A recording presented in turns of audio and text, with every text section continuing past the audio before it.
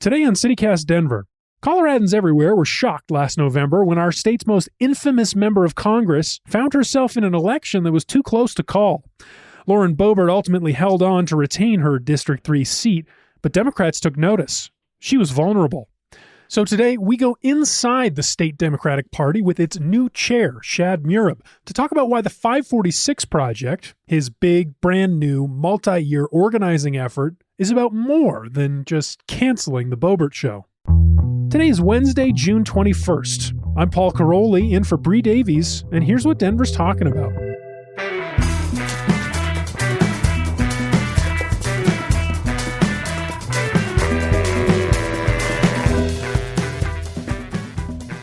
Shad Muhrer, welcome to CityCast Denver. Thank you so much for having me, Paul.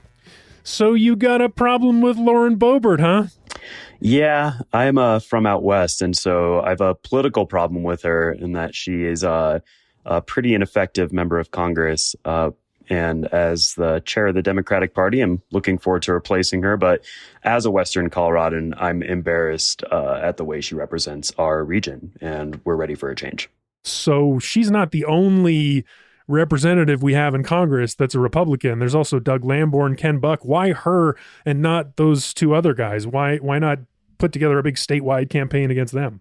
Well, in 2022, we came within 546 votes of defeating Lauren Boebert, which no one thought was possible. And so we want to capitalize on that energy to make sure that not only do we defeat her in 2024, but like you mentioned, we're also laying the groundwork to take on folks like Ken Buck and Doug Lamborn. So she's just first, and she's just first because she's the most vulnerable, you're saying? She's definitely the most vulnerable. She is also perhaps one of the more divisive and ineffective members of Congress. And so she spends more time promoting herself on social media than she does fighting to protect Western water. She claims to have a long list of accomplishments, but you ask any of her constituents and they have no idea what she's talking about. She simply is just more interested in seeking fame and fortune from this role rather than actually doing the hard work of making sure that her constituents have what they need to be successful in their own daily lives. And so while I have my severe disagreements with Ken Buck and Doug Lamborn and would argue that they're similar, they seem a little bit more willing to put politics aside when it comes to important votes. For example, Doug Lamborn voted to avert catastrophic cuts to Medicare, Medicaid, and Social Security. Lauren Boebert did not. In fact, she just chose not to even vote. She didn't even show up to say no. So that perception that she's only in this for fame and fortune, as you say, do you think that's really pervasive in this whole big diverse district? Or do people have other issues with her too? You know, I think people are tired of politicians who talk a big game but don't have anything to back it up. I think we are still recovering from the pandemic. People still see staggering income inequality in their daily lives. And they've seen the cost of everything go up while their wages have stayed flat. And right now, the interest in just saying no and basically pushing against any sort of progress and instead spending her time villainizing kids. She focuses so much time on LGBTQ kids. She makes fun of them online during Pride Month. I think it's clear that she's more interested in causing chaos and controversy than actually fighting for people's ability to afford the high cost of living these days. I mean, chaos is one word. Another word might be a good story. She's so easy and fun to pay attention to. I mean, the hits, the Let's Go Brandon dress. There was this recent video for sprinting to miss a vote. I mean, so many high profile antics. Which of these things do you hear about from real voters? Like, are people actually talking to you about this and frustrated by this stuff? Yeah, frankly, they're just tired of it. It's not the most sexy thing in the world. They're not upset at some bill she introduced. They're not upset at some vote she took. They're mad that she's not even showing up for the job. She's not even backing up her chaos with the votes needed to make it happen. I mean, sprinting up the stairs, missing a vote, and then repeatedly lying about the reasons she missed the vote, claiming it was on purpose. But, you watch the video of her sprinting up the stairs, it's clear that it was not on purpose. No excuses. I was ticked off. They wouldn't let me do my job, so I didn't take the vote. Once again, Washington's power machine shoved a multi-trillion-dollar bill down our throats. And instead, they served us up a crap sandwich. I think people are just tired of the sideshow, the clown car kind of element of the Republican Party these days, especially the far-right MAGA extremists that seem to have taken over the party. But aren't you kind of banking on that clown show element too, a little bit? Like, I bet this new effort to unseat her has been a big fundraiser for you all. Are you getting more attention the more ridiculous she behaves? Yeah, it's interesting, the energy that's out there. We just did a 5-day tour to launch the 546 Project. And during this tour, at grassroots events where I should have been lucky to get 3 or 4 folks in a place like Cortez, we were getting over 25.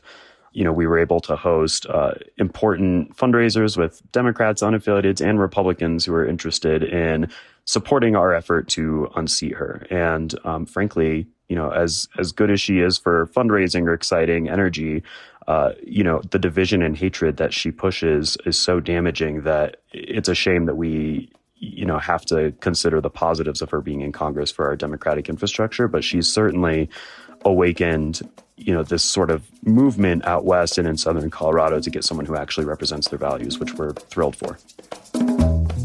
After we scheduled this interview with Shad Muhrer of the Colorado Democratic Party, I reached out to Lauren Boebert's office for her take on the Democrats' plans to unseat her. Her office responded, quote, "There is no doubt Democrats will give their all to steal this seat. History will prove once again that our district does not want a tax-hiking, Green New Deal, far-left, extreme Aspen Democrat to represent them." I think she's talking about Adam Frisch, who ran against her and is running again already. But she goes on, quote, "I'm proving to be an extremely effective legislator in the new Congress, having passed 2 bipartisan bills and 10 of 10 amendments through the House, 9 of which had strong bipartisan support. I will win in 2024 for the same reason I've won every race I've been in. My policies are right for our district, our state, and our country."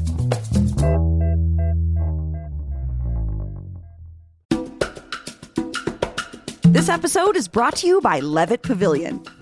Because they're free, all ages summer concert season runs through September. And let's be honest, we all know Levitt is the best. It's an outdoor all-ages amphitheater based in Ruby Hill Park in southwest Denver, just 10 minutes from downtown. Have you guys been to shows at Levitt?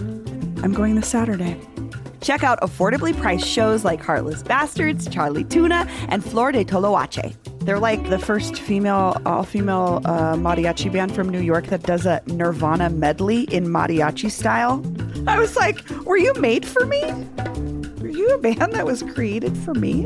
And you can see tons of free shows too, like La Dama, Soccer Mommy, Flowbots, and more. Bring a picnic or buy dinner from one of the many rotating local food trucks, grab drinks at their well-stocked bar, and enjoy music under the stars at Levitt. RSVP for free shows, buy tickets, and check out VIP packages at levittdenver.org. That's LEVITT Denver.org. Hey, Bree here with a reminder that this show you're listening to right now reaches the Mile High City's most passionate audience. Whether you've been here for 6 months or 6 generations, CityCast Denver connects with folks who want to live here. The movers and shakers, the foodies, concert goers, arts supporters, and sports fans most engaged in life in the Queen City.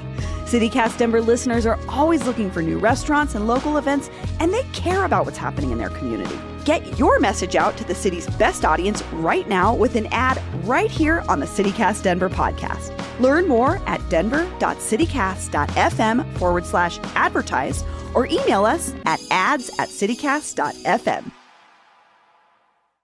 So I checked Boebert's Twitter feed as I was preparing for this conversation, and I saw that she wrote last week that, quote, "The radical left is determined to remove me from Congress." And she posted a link to her fundraising page. Is she talking about you when she's writing that? I think so. She, the first rule of politics is often to only respond on your own terms, right? To only say something on your own terms. And she broke that rule because I think she's scared of the 546 Project. She said that the 546 Project is the Colorado Democratic Party's attempt to steal the election. And what they call stealing an election, we simply call grassroots organizing. It's what folks have been doing for decades in this country, knocking on doors, talking to voters, sharing a vision for the future that everyone can get behind. And so I think she's scared. Dave Williams, my cohort in the Colorado Republican Party, said this is our attempt to bring the woke transgender agenda to rural Colorado, which, continues their efforts to demonize and villainize our kids and our community members and pit people against each other, which just isn't how we do things in Western and Southern Colorado. It just simply isn't. Well, I'm just curious about the strategy of this kind of like big campaign that you've embarked on to unseat her alone. Like we've just talked about, she's fundraising off of this. Are you at all worried that giving her all this extra attention is just fueling the fire, giving her, new narratives to bounce off of? No, I think she's going to get that attention anyway. And I think what we've seen lacking in recent years has been a significant and dedicated permanent establishment of democratic infrastructure in rural areas. And so while we're giving her a lot of attention in terms of launching this campaign and focusing on her being the primary target to defeat in this district, along with her allies, we also know that it is time for the Democratic Party to take its success from the Front Range and expand it outwards. And the proof is in folks like Barbara McLaughlin or Dylan Roberts or Speaker Julie McCluskey or Megan Lukens. These folks win tight races all the time, and they've only increased their vote share in rural areas because when Democrats compete, we win.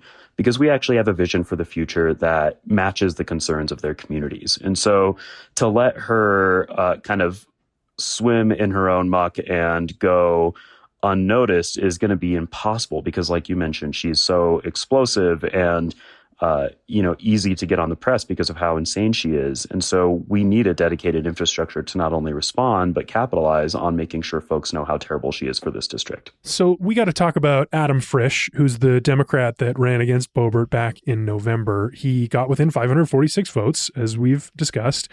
He said he's already running again, and this is 17 months out. You're running this parallel campaign to unseat Boebert. What do you think about Adam Frisch? Is he the guy? I like Adam Frisch a lot. I think he ran a really great campaign in 2022.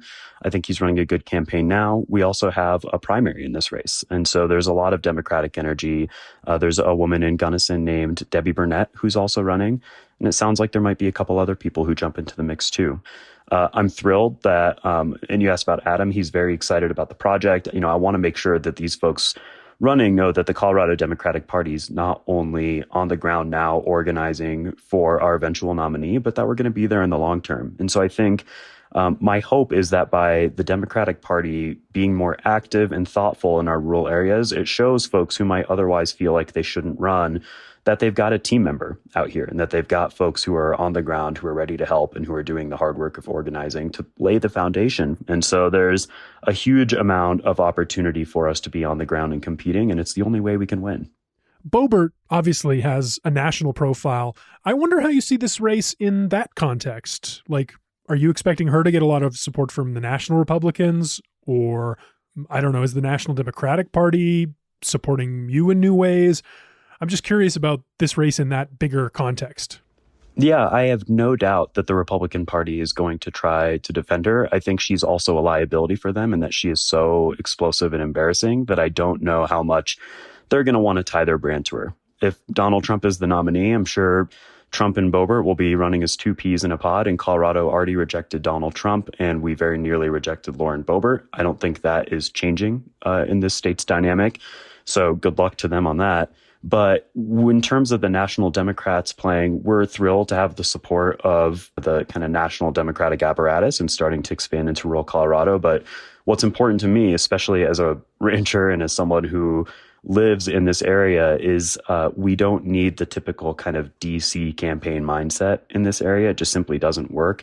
And so something that I've shared with them is that I want to build a close working relationship with everyone at the DNC and the DCCC to make sure that we're not running campaigns that feel inauthentic. We actually have a pretty unique way of running campaigns in Colorado, and the more national influence that comes in can sometimes be more harmful than not. Like how? What's a difference? It sounds like you're talking about specific instances where this has happened, where the national party has come in and done things the way, that you wouldn't think would work. Yeah, for example, I'm a fierce advocate for our gun safety laws and making sure that dangerous convicted criminals or domestic violence abusers and other folks who might wish to do harm to themselves or others don't have access to weapons. As a rancher, I'm also a gun owner, and I know that my gun is a tool. If a horse breaks a leg, if a cow gets sick, there's all sorts of awful situations where you might be compelled to have to use a gun on a ranch. there is no reason that anybody should be walking down the street with a weapon of war. And those are the types of conversations we need to be having about these issues in rural areas, is that sometimes there are appropriate times to have a weapon on you, and other times, we want to make sure dangerous criminals don't have access to them. Another big one is when we're talking about climate change, I think rightfully folks focus on the disproportionate impact climate change has on low-income communities, on communities of color especially, and those things are true in western and southern Colorado and on the Front Range. However, drought is sort of the prevailing way that we experience climate change in rural areas. And so really focusing our conversation on climate change around drought helps us speak to different communities in a way that is more relevant to their everyday lives in a real kind of nitty-gritty way. And so when we're talking about climate change, I want to talk about drought. When we're talking about gun ownership, I want to talk about the safe gun owners who use them as tools in their jobs and not as totems in their daily lives. So that's the way that I view these issues. And I think that's the way a lot of people experience politics and, issues in their everyday life. And if we try to nationalize the conversation too much and not talk about the way that folks actually experience these issues, we're missing a huge opportunity to relate and share our vision with rural voters in a way that's meaningful. This is a 17-month campaign that you've just embarked on to unseat Boebert. Let's say you wake up the day after Election Day and she wins. Mm-hmm. What do you think that would say about the state of our state? Well, she was drawn into a relatively safe seat, so that's the expectation that folks have. But if we don't compete, we'll never know. And so if she does win, I think we take Wednesday, we dust ourselves off, and we get back up and we go again. And so if this project and our campaign to unseat Boebert succeeds in energizing and activating a new generation of volunteers and organizers, many of whom are Latino or young women, especially in this district, I think that will be a success. And so if we view this purely in terms of election cycles, I'm a big fan of putting points on the board, but I also know that our success is in this long-term power building. And that's how we truly change rural Colorado for the better. Chad Muhrer, thank you so much for joining me. Thank you, Paul.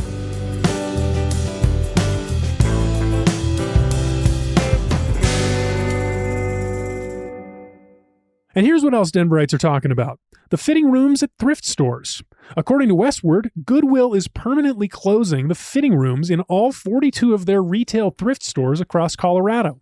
A spokesperson for the nonprofit said that they hated the idea of creating an inconvenience for shoppers, but the, quote, theft and the vandalism that occurs in the fitting rooms also takes a big financial toll on the organization. And finally, it looks like the return of police to Denver schools will be permanent. After a shooting at East High in March, the Denver Public Schools Board voted to temporarily bring back school resource officers, or SROs, into DPS high schools. Now, after months of debate, they voted last week to keep a, quote, persistent presence of SROs in schools. This comes almost 3 years after Board Vice President Aonte Anderson led the charge to remove SROs over concerns about racial profiling and the school-to-prison pipeline. Superintendent Alex Marrero now has until June 30th to finalize his plan for how exactly SROs will return and what their role will be.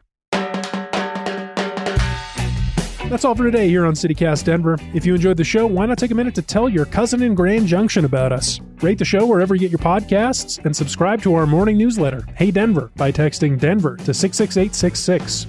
We'll be back tomorrow morning with more news from around the city. See you then.